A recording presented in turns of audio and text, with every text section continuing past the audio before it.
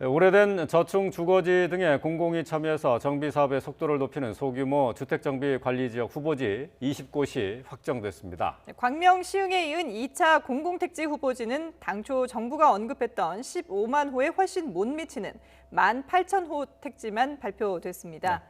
네, 후보지 발굴 과정에서 일부 지역에서 투기 과열 양상이 발견이 된 건데요. 취재 기자 연결해서 자세히 알아보겠습니다. 김현우 기자. 네, 경제부입니다. 네. 자, 우선 낙후된 저층 주거지를 개발하는 후보지가 추가로 발표가 되는데요. 어떤 지역인지 설명해 주시죠. 네, 개발비나 주민 동의 등의 문제로 대규모 정비가 어려운 지역들이 있습니다. 정부는 이런 주거지를 소규모로 신속하게 정비하기 위해 소규모 주택정비 관리지역 후보지를 선정했습니다. 서울 금천구 시흥 3동과 양천구 목사동, 종로구 구기동 일대와 성남, 수원, 동두천 지역 등 20곳입니다. 이곳이 관리지역으로 지정되고 정비 사업이 추진될 경우 모두 17,000호가량의 주택 공급이 이루어지게 됩니다. 이들 지역은 모두 10만 제곱미터 미만으로 건축 규제 완화와 국비 지원 등의 혜택이 주어집니다.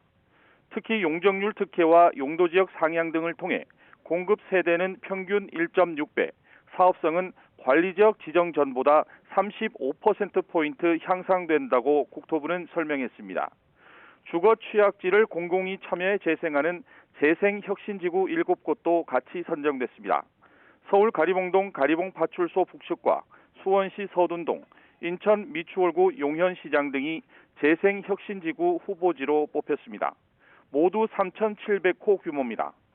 정부는 또 기존 행정중심 복합도시에 고밀개발과 용적률 상향, 주택용지 추가 확보 등을 통해 13,000가구를 추가로 공급하기로 했습니다.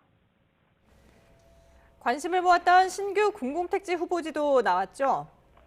네, 그렇습니다. 우선 결론부터 말씀드리면 신규 공공택지 후보지가 발표됐지만 다소 김이 빠진 상태입니다. 당초 정부는 광명 시흥에 이은 수도권 중심의 15만 호 규모의 대규모 공공택지 선정을 천명했는데요. 그런데 오늘 확정한 지역을 보면 수도권은 한 군데도 없습니다. 울산 선바위 지구의 15,000호 규모, 대전 상서 지구의 3,000호 규모 딱 두 곳뿐입니다. 네, 공공택지 후보지가 이렇게 줄어든 이유가 어디에 있습니까? 네, 정부는 15만 호 공급이 가능한 후보지를 발굴해 지자체와 사전 조사 등을 진행했습니다. 그런데 이 과정에서 특정 시점에 거래량과 외지인 등의 지분 거래 비중이 과도하게 높아지는 정황이 발견됐습니다. 몇몇 후보지는 최근 5년 동안 월 평균 거래량이 최대 4배까지 증가했고 땅값도 임금보다 1.5배 이상 높은 후보지가 있었습니다. 다시 말해서 땅 투기 정황을 의심할 만한 곳이 발견된 건데요. 1차 공공택지 지역인 광명 시흥 지역의 LH 직원들의 땅 투기 문제가 드러나면서 정부가 발표를 사실상 미룬 겁니다.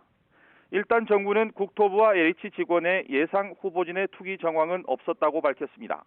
하지만 직계 좀비속 등을 통한 차명 거래 등도 가능하기 때문에 정부는 정밀 조사에 착수하기로 했습니다. 지금까지 경제부에서 전해드렸습니다.